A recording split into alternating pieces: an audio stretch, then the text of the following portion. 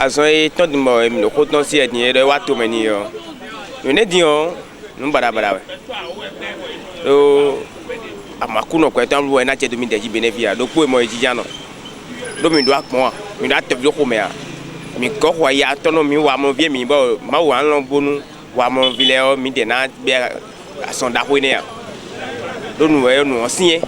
o ma wa sino ka je gbe ya yo fo ro kuku e we de ga mo ma sin do ba mi me we na ma sin do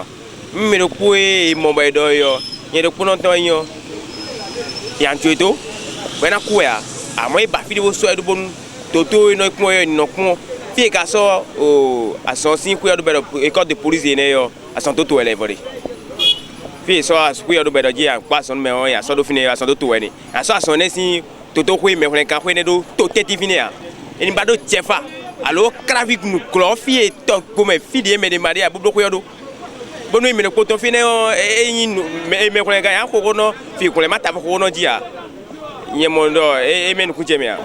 nwa fi fe sansan dimbo aha ko jirawe male ko jira ma hale o hunu mi bo ha che pere fraternité e doje azon queen barabara coronavirus o e bi otomi to mo ye mo nu konton e ka interview mi ton to revo me go sin Burkina Faso e go sin bo e do aso mo konton e ka wa to me fi inde bo do kesi town no mi dele mi supo de a